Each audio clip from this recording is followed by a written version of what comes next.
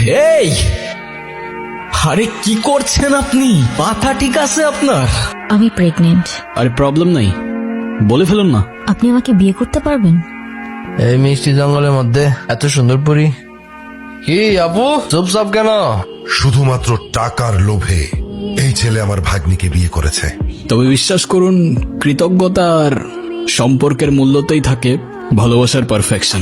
তুমি এখানে? আজকে তো আমাকে কারো চোখেই পড়ছে না। কাজ বাজ ঠিক মতো কর, নাহলে বেতন দিব না। নানা যান, মামা যান, সবাই নিচে আয়েন, দেখেন কেডা এসছে। কত বড় ফাউল ওখানে দাঁড়িয়ে ও চিৎকার চেঁচামেচি করছে। এই, কি ব্যাপারটা কি? তুই ষাঁড়ের মতো চিল্লাচ্ছিস কেন বাড়ির সামনে দাঁড়িয়ে? কি কি ব্যাপারটা কি? কি হয়েছে দেখতেছেন না? দেখেন কেডা আইছে। কি কি হলো, তুমি এখনো যাও নাই? তোমাকে না বললাম ভেতরে যাও। আমি বাইকটা পার্ক করে। আসসালামু আলাইকুম। আপনি নিশ্চয়ই মামা, আপনার ব্যাপারে অনেক কিছু বলেছেও। আর আপনি মামি? বাহ, বেশ মিষ্টি দেখতে তো আপনি। আর যদি ভুল না করি আপনি ছোট খালা আর খালু। তবে আপনাদের সবার মধ্যে আমার ফেভারিট কিন্তু আপনি। আপনাকে কিন্তু আমি নানু বলে ডাকবো না, আমি আপনাকে ডাকবো নানু ভাই। আচ্ছা, শুভ কোথায়? শুভকে দেখছি না। শুভ, শুভ, এই তো। এই গুনগুন, ছেলেটা কে রে? মামা ও আতিফ, আমরা একে অপরকে ভালোবেসে বিয়ে করেছি। কি? দেখছেন ভাইজান, আপনার আদরের ভাগ্নি খানদান বংশের পরিচয় না জেনে একটা ছেলেরে বিয়ে করে আনছে। হাব্বাজান, আপনি এখনো চুপ করে আছেন কেন? আপনি কিছু বলেন না কেন? হ্যাঁ ঠিকই তো, তুই এই শুভ কাজটা একা করলি কেমনে? না মানে সাহস পেলি কিভাবে? আব্বা, এতে মনে হচ্ছে আপনি খুব খুশি। এত কুতুর মুতুর করে কেন কথা বলছেন? আমার তো মনে হচ্ছে যে দুটোকেই আমি গুলি করে মেরে ফেলি। এই এই ছেলে, তোমার পরিচয় বলো। আমি আতিফ, আতিফ খান। খান? নামের সাথে খান মিশালেই কি খানদান হয়ে যায় নাকি? কি কাজ করো তুমি? করি তো অনেক কিছুই, এখন কোনটা রেখে কোনটা বলবো? অনেক কিছু করো। আচ্ছা ঠিক আছে, তুমি একটা বলো। এই তো আমি অনলাইনে। কি অনলাইনে কাজ করো তুমি? এই অনলাইনে তুমি কি করো? জুয়া খেলো নাকি মলম বিক্রি করো? আরে না না। ছি ছি ছি ছি ছি। আব্বা, আমি আমার ভাগ্নিকে ঢাকায় পাঠিয়েছি কেন? লেখাপড়া করাতে, তাই না? ও বড় বড় ডিগ্রি নিয়ে আসবে, সনদ নিয়ে আসবে। ও কি এনেছে? হ্যাঁ এনেছে, একটা কিছু তো এনেছে। ও বাড়িতে একটা বনশিয়াল নিয়ে এসেছে। ছে। জীবনে বেঁচে থাকার জন্য খাবারের চেয়ে বেঁচে থাকার ইচ্ছেটাই বেশি দরকার। আর যদি সেই বেঁচে থাকার ইচ্ছেটা কোনো এক মানুষের জন্য হয়ে ওঠে, তাহলে জীবনে ঠিক তাকেই রাখতে হয় যে সত্যিই থাকতে চায়। এই, আরে কি করছেন আপনি? মাথা ঠিক আছে আপনার? আরে আজব তো, কি সমস্যা কি আপনার? কি করছেন আপনি? আরে প্রবলেমটা কি আপনার? আরে কিছু বলছেন না কেন? মাথা ঠিক আছে আপনার? কি করছেন আপনি? পাগল নাকি আপনি? মরতে যাচ্ছিলেন কি জন্য? নাও, একে তো এত বড় একটা বোকামি করতে যাচ্ছিলেন, তার উপরে ড্যাব ড্যাব করে তাকিয়ে আছেন। ভ্যাম্পায়ার নাকি আমি? ডোন্ট ওয়ারি, রক্ত খাবো না আপনার। এক সেকেন্ড, একটু পানি খেয়ে নেই। দেখেন, আমি জানি না আপনি কে, তবে এতটুকু জ্ঞান তো দিতেই পারি যে আপনার কষ্ট যতদিন আপনার ভেতরে চেপে রাখবেন না, সেটা বিষ হয়ে ভেতর থেকে আপনাকেই খেয়ে ফেলবে। এখন বলুন, এই বোকামিটা কেন করতে যাচ্ছিলেন? ডোন্ট ওয়ারি, আমি কাউকে বলবো না। আর বলার মতো তেমন কেউ নেইও আমার, না পরিবার না বন্ধু, শুধু আমি, আমার ক্যামেরা আর আমার ওয়াটার বটল। কি ভাবছেন আমাকে বললে আপনার লাভ ছাড়া ক্ষতি নেই? আর এমনও তো হতে পারে যে আপনার প্রবলেম শুনে আমি আপনাকে কোনোভাবে সাহায্য করতে পারি, রাইট? আমি প্রেগনেন্ট, ভালোবেসেছিলাম, বিশ্বাস করেছিলাম, কিন্তু ভাবিনি সে ভালোবাসা এইভাবে শাস্তি হয়ে ফিরে আসবে। আমি তালুকদার পরিবারের মেয়ে। আমাদের পরিবারের সমাজের নিয়ম না মেনে কিছু করে ফেলা মানে সবার কাছে একটা লজ্জা হয়ে যাওয়া। আমার পরিবার, যারা বলে মেয়েরা হচ্ছে ঘরের সম্মান, আর তারা যখন জানবে আমি বিয়ের আগেই, কিচ্ছু বলবে না, শুধু চেয়ে থাকবে। আর ওদের ওই দৃষ্টিতে আমার বুকটা চিড়ে যাবে। ওরা বলবে না তুই মরে যা, কিন্তু আমি বুঝে যাব আমার মরে যাওয়াই উচিত। ভেবেছিলাম এখান থেকে ঝাঁপ দিলে হয়তো সব ঝামেলা এখানেই থেমে যাবে। না প্রশ্ন, না অপমান, না দোষ, কোনো কিছুরই সম্মুখীন হতে হবে না। ভিতরের চিৎকারটা এখানেই থেমে যাবে। এখান থেকে ঝাঁপ দিলে আপনার চিৎকার থেমে যাবে সে ব্যাপারে তো কোনো সন্দেহ নাই, কিন্তু যার জন্য আপনি এখানে আসলেন সে তো দিব্যি ঘুরে বেড়াবে, রাইট? কোথায় সেই হারামজাদারা? কোথায় আপনার বয়ফ্রেন্ড কোথায় সে? দেখ রাফিস, তুই অন্যর সাথে অনেক দিন ধরে আসস। এখন কিন্তু ওর বাসা থেকে রীতিমতো বিয়ের জন্য চাপ দিতেছে। হ্যাঁ, এটা তো আমি জানি, কিন্তু আমি যদি এখন বিয়েতে ঢুকে পড়ি তাহলে তো আমার সব প্ল্যান শেষ। চাইনা 6 মাসের প্রজেক্ট, এটা আমার জন্য খুবই দরকার। এটাতে যদি আমি ঢুকতে পারি না তাহলে পুরা লাইফ সেট। তুই তো জানোস ও তোর উপর কতটা নির্ভর করে। ও বলছে যে তুই যদি এখন চলে যাস ও নিজেকে শেষ করে ফেলবে। এটা বলছে? মেয়ে মানুষের আবেগ বুঝোস তুই? ওরা একটু হলে বেশি রিয়াক্ট করে। আর আমি তো ওরে বলি নাই বিয়ে করব না, আমি তো ওরে বিয়ে করব, কিন্তু চায়না থেকে আসার পর, এখন না। রাফিস, অনু, তাহলে তুমি যাচ্ছ? আমি এই সুযোগটা কোনোভাবে হাতছাড়া করতে চাচ্ছি না। চাইনা প্রজেক্ট, এটা আমার ফিউচারের জন্য খুবই দরকার। আর আমাকে আমাকে দরকার নেই তোমার? তুমি কি একটাবারও ভেবেছো তুমি চলে গেলে এরপর কি হবে? আচ্ছা, তুমি জানো যে আমি তোমার জন্য কি ভাবি না ভাবি? আমি যদি 6টা মাস সবকিছু ভালোভাবে হ্যান্ডেল করি তাহলে আমরা একটা স্টেবল লাইফ পাবো। আমরা?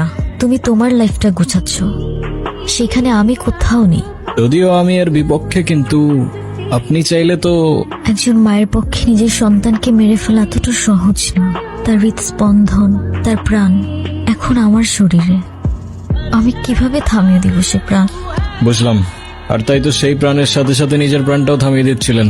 হ্যাঁ, চেয়েছিলাম, কারণ আমি নিজের পাপের বোঝা নিজে বইতে পারবো। কিন্তু আমার সন্তানের দিকে কেউ আঙুল তুললে আমি সহ্য করতে পারবো না।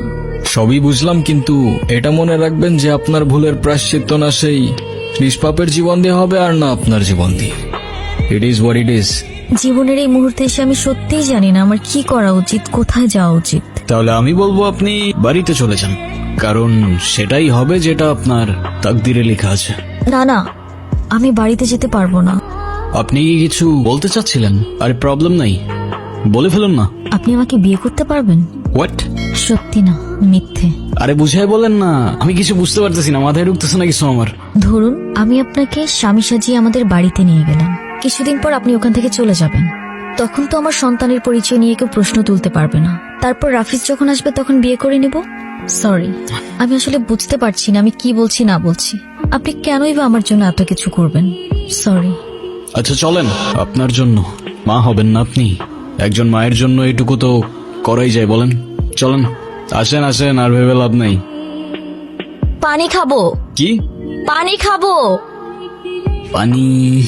এখানে তো পানি তো শেষ। আচ্ছা তুমি দাঁড়াও, আমি নিয়ে আসি। হ্যাঁ, 2 মিনিট। এই মিষ্টি জঙ্গলের মধ্যে এত সুন্দর পরি। কি আপু, চুপচাপ কেন? কথা কইতে পারেন না? নাম কি আপনার? কি হয়েছে এখানে? কিছু না ভাইয়া। এই আপু, আমার কথা শুনেন না, চলেন না এক কাপ চা খাই। আমরা কিন্তু মানুষটা খারাপ না। এখান থেকে চলেন তাড়াতাড়ি। আরে দাঁড়ান না, চায়ের দাওয়াত দিল না, তা ভাবছি চাটা আজকে কে বানাবে, তোরা না তোদের বাপ? এই কি বললি? একদম এরকম।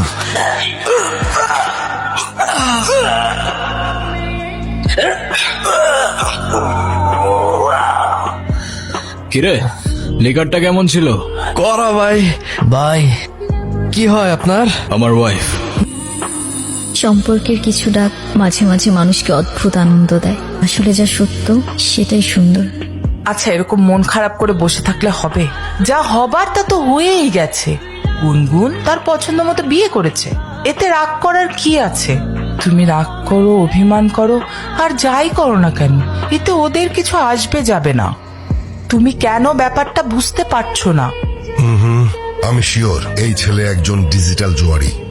ওদের কাজ হচ্ছে বড়লোক ঘরের মেয়েদেরকে খুঁজে বের করা, তারপর তাদেরকে টার্গেট করে। শুধুমাত্র টাকার লোভে এই ছেলে আমার ভাগ্নিকে বিয়ে করেছে, আর কিচ্ছু না। কি কিছু বলবা? না, এই সব কিছুর মধ্যে আমি একটা জিনিস বুঝলাম না। তা কি বুঝতে পারো নাই তুমি? তুমি এইসবে রাজি কেন হলে? এত বড় রিস্ক যদি কেউ জানতে পারে তাহলে তো তোমারও তো একটা জীবন আছে। তোমার ভয় লাগলো না? আমার জীবন তো রিস্কের উপরেই চলে, আর তাছাড়াও সবার লাইফের পূর্ণতাতেই তো কারোর না কারোর একটা ইম্পর্টেন্ট ক্যারেক্টার থাকে। তো কে জানে, হতে পারে খোদার তরফ থেকে তোমার লাইফের সেই ইম্পর্টেন্ট ক্যারেক্টারটা আমি, হতেও তো পারে না? Thank you. তোমার মতো মানুষ তাকদিরে থাকলে হয়তো জীবনটা অনেক সহজ হয়ে যেত। আসসালামু আলাইকুম নানু ভাই। ওয়ালাইকুম, বসো। আসসালামু আলাইকুম মামা। আরে বাবা, সালামের উত্তরটা তো দিবি। তোর সব ধন সম্পত্তি তো আর চায় নাই। ওয়ালাইকুম সালাম। রবির মেজাজ দেখছিস? ভালো করে এক কাপ চা বানায় না দে। এই রবি, ওর সাথে একটু গল্প গুজব কর না। আমি যখন জামাই ছিলাম তখন আমাকে তো নানির পরিবার মাথায় করে রাখতো। তার তো কারণ ছিল আব্বা, সেটা আপনি খুব ভালো করে জানেন। আপনি তো ওর মতো কোনো সাধারণ পরিবার থেকে আসেননি। আমাদের বংশের মান মর্যাদা, ধন সম্পদ, নাম ডাক এসবের একটা ব্যাপার ছিল। আমার না আপনার জন্য খুব আফসোস হচ্ছে মামা। If I am not wrong, আমি যতদূর বুঝতে পারলাম আপনার কাছে খানদান, প্রপার্টিজ, নাম ডাক এসব কিছু ইম্পর্টেন্ট। মায়া, টান, ভালোবাসা এসব কিছু না। আমার ভাগ্নিকে তো বিয়ে করেছো, তা বউকে কি খাওয়াবে? সকাল বেলায় এক বাটি প্রেম আর রাতের বেলায় এক বাটি ভালোবাসা, তাই তো? আরে মামা, আমারই তো বউ, কতটুকুই বা খাবে বলেন? সমস্যা নেই। আর তারপরেও যদি কম পড়ে যায়, একজনেরটা না হয় দুজনে ভাগাভাগি করে নেব। যে সমস্ত মানুষের পকেটে টাকা থাকে না, তারা সবসময় এই সমস্ত ফালতু কথা বলে। আচ্ছা, আপনি কখনো ভেবেছেন, আপনি যেমন আপনার ভাগ্নিকে একটা লাক্সারিয়াস লাইফস্টাইল দিয়েছেন, সেটা একটা কৃষক কিন্তু তার সন্তানদের দিতে পারে না। তার মানে কি সে তার সন্তানদের ভালোবাসে না? আমি জানি আমার কথাগুলো আপনার মানতে একটু কষ্ট হবে, তবে বিশ্বাস করুন, কৃতজ্ঞতা আর সম্পর্কের মূল্যতেই থাকে ভালোবাসার পারফেকশন। এটা আমার সবচেয়ে প্রিয় জায়গা। ছোটবেলায় এখানে বসেই আকাশে ঘুড়ি খুঁজতাম, আর যখনই মা বাবার কথা মনে পড়তো একা একা বসেই কাঁদতাম। তুমি জানো পরিবার কেমন হয়? আমি তো ভুলেই গিয়েছিলাম। প্রথমবারের মতো যখন তোমার বাড়িতে ঢুকলাম না, সবাইকে দেখে কেমন যেন অদ্ভুত লাগছিল। অদ্ভুত কেন? কারণ আমি কখনো কল্পনাও করিনি যে একটা বাড়ির ভেতরে ঢুকলে এমন নতুন একটা দুনিয়া খুলে যেতে পারে। তোমার মামা যতই রাগ দেখাক, আমার কেন যেন মনে হয় তোমাকে অনেক ভালোবাসেন উনি। মামি যখন নিজ হাতে প্লেটে খাবার বেড়ে দেয়, তখন মনে হয় এটাই হয়তো মায়া। আর নানু ভাই যখন চোখে চোখ রেখে ভাই বলে ডাকেন, তখন মনে হয় আমি আর একা নেই। আমি তো শুধু অভিনয়ের নামে এসেছিলাম, এখন অভিনয় করতে করতে যে আমি তোমার পরিবারের মায়ায় পড়ে যাব, সেটা আমি বুঝতে পারিনি। তুমি এখনো ঘুমাওনি? ঘুম আসছে না। মন খারাপ? এই অভিনয়গুলো দিন দিন আমার জন্য কঠিন হয়ে যাচ্ছে। তুমি চাইলে এখনই সব শেষ করে দিতে পারো। এই মিথ্যে, এই বোঝা আর তোমাকে বইতে হবে না। এতে তোমার জন্যই ভালো। ভালো হতো, কিন্তু তোমার পরিবারের সামনে তোমার সম্মানটুকু তো আর আমি নষ্ট করতে পারবো না। এই পরিবার আমার পরিবারেরই মতো। এই কে আপনি? কারে চাই? আমি রাফিজ, গুনগুনের বয়ফ্রেন্ড। বয়ফ্রেন্ড? গুনগুন, কি হচ্ছে এসব? ছেলেটা কি বলছে এ সমস্ত? ও ঠিকই বলেছে, আমি গুনগুনের কিছুই না। আমাদের বিয়ে হয়নি, আর এতদিন যা ছিল তার পুরোটাই ড্রামা। গুনগুন রাফিজকে ভালোবাসে, কিন্তু ও জানতো আপনি এই সম্পর্কটা কখনোই মেনে নেবেন না, তাই ও আপনাকে কখনো বলার সাহস করতে পারেনি। যখন আপনারা গুনগুনের জন্য বিয়ে ঠিক করতে ব্যস্ত ছিলেন, ও কার সঙ্গে ভবিষ্যৎ গড়বে তা খুঁজতে ব্যস্ত ছিলেন, তখন ও লড়ছিল একা। আর ওর ভালোবাসার মানুষটাকে বোঝানোর চেষ্টা করছিল যে আমাকে বিয়ে করো, না হলে আমি অন্য কারোর হয়ে যাব। কিন্তু সেদিন সেই মানুষটা চলে গিয়েছিল, আর তার সঙ্গে অনুর ভরসাটাও হারিয়ে গিয়েছিল। আর তাই ও দাঁড়িয়েছিল একা একা মৃত্যুর কিনারায়। তবুও আপনাকে কিছু বলার সাহস করতে পারেনি, কারণ ও জানে আপনি ভালোবাসায় বিশ্বাস করেন না। আর তাই সেদিন আমি এসেছিলাম কোনো অধিকার নিয়ে না, বরং এই মেয়েটার সম্মান, একটা নিষ্পাপ ওর ভালোবাসা আর মর্যাদাটা বাঁচাতে। তুমি এখানে? আজকে তো আমাকে কারো চোখেই পড়ছে না, অথচ এই মানুষটাই আমাকে দেখেছিল। তার ক্যামেরার লেন্সে নয়, তার হৃদয়ের গভীরে থাকা লেন্সে। সে দেখেছিল এমন ভাবে যেভাবে দেখা যায় দুপুরের মায়া ভরা রোদ, যেভাবে অনুভব করা যায় না বলা ভালোবাসা। আমি ছিলাম হয়তো তার ফ্রেমের বাইরের কেউ, তবু সে আমায় রেখেছিল তার গল্পে। দেখেছিল এমন ভাবে যেভাবে দেখে শুধু সেই, যার চোখে ভালোবাসা জন্ম নেয় নিঃশব্দে, নিঃস্বার্থে। এই তুমি এই কথাগুলো কিভাবে জানলা? তুমি এখনো ঘুমাওনি? ঘুম আসছে না। এখন আর এসব জেনেও কি, সে তো তার তাকদিরে লেখা মানুষকে পেয়েই গেছে। আমি তো শুধু একটা ছায়া ছিলাম, আলো তো ছিল অন্য কারোর জন্য। তোমার তাকদিরে আমি আছি কিনা সেটা আমি জানি না, তবে সেই ছোটবেলা থেকেই একটা জিনিস চাইতাম জানো, একটা ঠিকানা যেখানে সন্ধে হয়ে যাওয়ার পর কেউ বলবে তাড়াতাড়ি ফিরে এসো, সকালবেলা ঘুম থেকে উঠে কেউ বলবে ঘুম ভালো হয়েছে, আর দিন শেষে খাবার রেখে বলবে ঠান্ডা হয়ে যাবার আগে ভাতটা খেয়ে নাও।